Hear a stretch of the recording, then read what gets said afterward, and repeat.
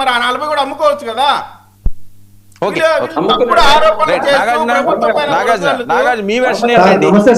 నమస్తే, మీ వెర్షన్ ఏంటి సార్? ఇందాక మీరు మొదట్లో చెప్పారు ఏదైతే తమిళనాడు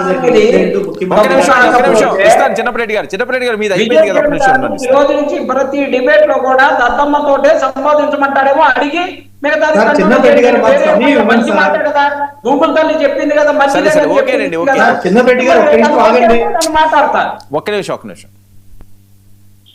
సార్. వర్మ గారు, మీరు డిబేట్ మొదలు పెడతానే ఒక మంచి మాటతో మొదలు పెట్టారు. తమిళనాడులో ఏదో మాజీ ముఖ్యమంత్రి గారిని కొంచెం ఇది చేస్తారు, రెస్పెక్ట్ లేకుండా సంబోధించినందుకు ముఖ్యమంత్రి గారే సమాధానం చెప్తా సారీ అండి క్షమించండి తప్పు తీసుకున్నాం వెనక్కి తీసుకున్నాం చెప్పారు. రైట్. అలాంటి సంప్రదాయాలు మన తెలుగులో కూడా వస్తే చాలా ఆనందిస్తుంది సార్. ఫ్యామిలీతో పాటు అందరూ కూర్చొని అసెంబ్లీ చూసే విధంగా ఉంటే ఇంకా హ్యాపీ.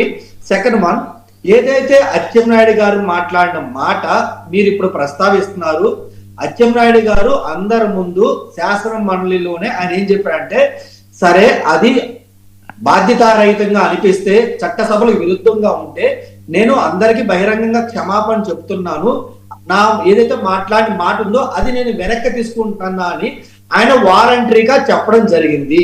మనం అందరం అది చూసామో లేదా సార్ వర్మ గారు?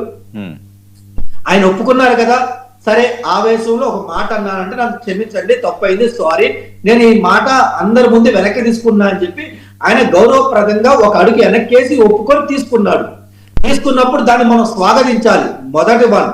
రెండోది, గతంలో మనం చూసినాం ఎన్ని బూతులు మాట్లాడి ఎలా మాట్లాడేది. ఆ సాక్షాత్తు అపోజిషన్ లీడర్ గా ఉన్న ఆయన కానీ మాజీ ముఖ్యమంత్రిగా సరిగ్గా మంది మాట్లాడితే ఒక్కళ్ళన్నా ఆ మాట ఇది సభ్య సమాజానికి చాలా హానికారం, ఇది మాట్లాడకూడదు, నేను వెనక్కి తీసుకున్నారని అసెంబ్లీలో ఒక్కళ్ళన్నా ప్రస్తావించారా?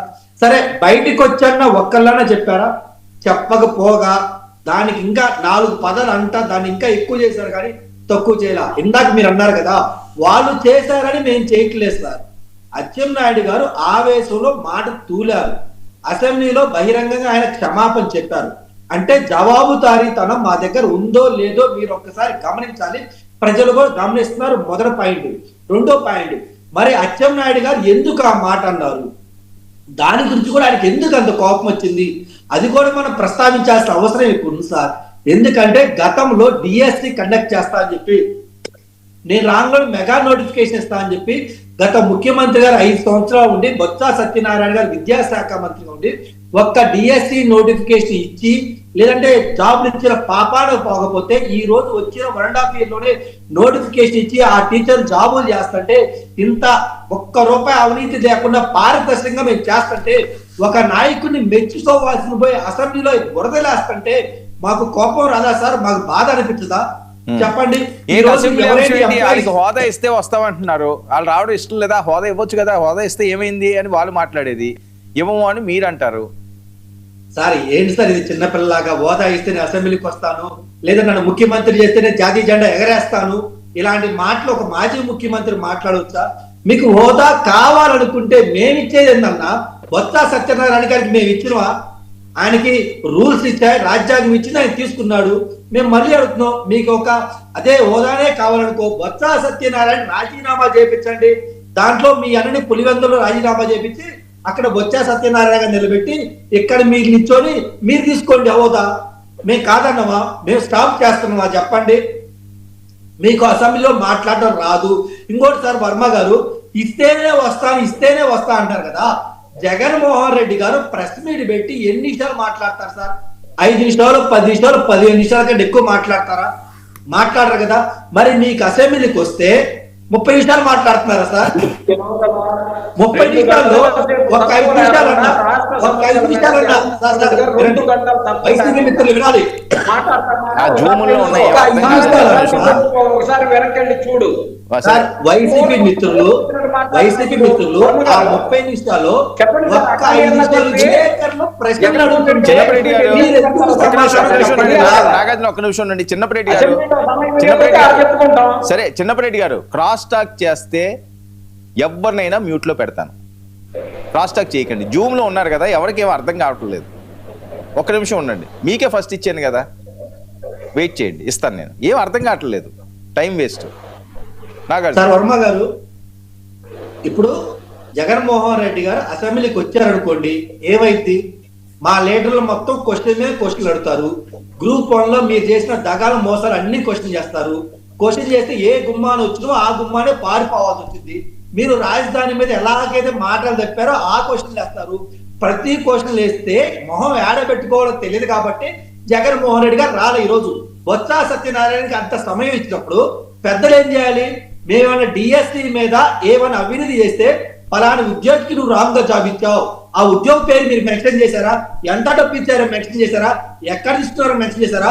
గతంలో మీ యొక్క స్థానంతో ఐఏఎస్ ఐపీఎస్ గా రిటైర్ అయిన ఒక వ్యక్తిని తీసుకొచ్చుకొని ఒక కులానికే ఇచ్చారని చెప్పి తప్పుడు ప్రచారం చేస్తే ఆఫీస్ ఎవరైతే విద్యాశాఖలో ఉన్నారో వాళ్ళ ప్రూఫ్స్ సహా బయట పెడితే మళ్ళీ సైలెంట్ అయిపోతుంది.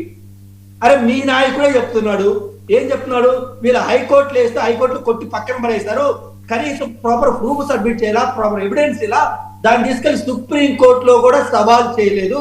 అలాంటి దాని మీద ప్రతిసారి చర్చ చర్చ చర్చ. ఎందుకు ఈ చర్చ సార్? ఎందుకు ఈ చర్చ? గతంలో వాళ్ళ రాయలసీమ ఒక మాజీ మినిస్టర్, మాజీ ప్రస్తుత ఎమ్మెల్యే చెప్పాడు, ఆయనకి 10th క్లాస్ లోనే క్వశ్చన్ పేపర్ దొంగతనం చేశారు, టీచర్ల మీద అంత గౌరవం ఉంది, ఇంకా ఆయన ఇక్కడ వచ్చి ఏం చేస్తారు సార్ అని చెప్పి సమాధానం చెప్పకుండా మనం చూసాం. వీళ్ళు మాట్లాడేవన్నీ అలాగే ఉంటాయి సార్. ఒక్క ఆధారం చూపిస్తున్నారా? పలానా ఎక్స్ అనే వ్యక్తికి కానీ, పలానా జడ్ అనే వ్యక్తి కానీ, పలానా వై అనే వ్యక్తి కానీ మీరు ఇంత డబ్బులు తీసుకున్నారు, ఇదిగోని ఆయన దగ్గర నాకు ఎన్నో ప్రూఫ్ అని చెప్పి ఇప్పటికన్నా ఒక్క ప్రూఫ్ అని మీరు సబ్మిట్ చేశారా? సబ్మిట్ చేయకుండా పొద్దుగులు బురదేస్తుంటే ఎలా కుదురుతారు? మా అసెంబ్లీలో ముఖ్యమంత్రి గారు చెప్పారు, మళ్ళీ మేము 3 డిఎస్సీలు ఇస్తామని చెప్పారు. ఈ రోజే కేబినెట్ మీటింగ్ లో చర్చించి దాదాపు మళ్ళీ 10,000 ఉద్యోగాలు రిలీజ్ చేస్తున్నాయి. మేము ఈ వంతులో పని చేసుకుంటే వెళ్తుంటే ఎందుకు మీరు ప్రతిసారి బురద తగులుతారు? సాక్షాత్తు మీ వైసీపీలో ఉన్న కార్యకర్తలకి జగన్మోహన్ రెడ్డి గారు చాటు వేపించుకున్న పేరు చాటు వేపించుకున్న వాళ్ళకి కూడా జాబ్ వచ్చింది అంటే వాళ్ళకి మేము జాబ్ అమ్ముకున్నావా? వాళ్ళు కొనుక్కున్నారా? వాళ్ళు కష్టపడి సాధించుకోలేదా? నాగార్జున చర్చిద్దాం అండి, ఒక్క నిమిషం. వెంకటేష్ గారు, very good evening sir. Very good evening అండి. వెంకటేష్ గారు, 2 విషయాలు. ఒకటి, అసెంబ్లీ ఛాన్స్ని వైఎస్ఆర్సీపీ వాళ్ళు వదులుకుంటున్నారా? ఇది ఇస్తేనే మేము వస్తాము అని కావాలని దాన్ని చేస్తున్నారా, లేకపోతే అక్కడికి వెళితే ఏదో జరుగుతుందని చెప్పి ఆ బెరుకో బెయ్యమో ఏవో వస్తున్నాయి పెద్ద పెద్ద దాని మీద స్టోరీలు, ఇలా భయపడ్డారు అలా భయపడ్డారని. సో వీళ్ళకి ఇచ్చిన ఒక మంచి ఆపర్చునిటీ, అది 10వ అవనియండి 11వ అవనియండి, అక్కడ ప్రశ్నించి నిజంగా వాళ్ళకి అవమానం జరిగితే అది వాళ్ళకే ప్లస్ అవుతుంది. ప్రజలు చూస్తుంటారు కాబట్టి. మామూలుగా బయట ఎంత మాట్లాడుకోవడం అన్నా వేరు, అక్కడ మాట్లాడడం వేరు. బయట మనం చాలా మాట్లాడుకుంటాం, బట్ డిబేట్లో మాట్లాడడం వేరు కదా, ఏం మాట్లాడుతున్నాం ఏంటన్నదని. సో అది కూడా అంతే హాలు. మరొక అంశం, ఈ మాటలు దద్దమ్మ లేకపోతే ఎద్దు లేకపోతే ఇంకో దొన్న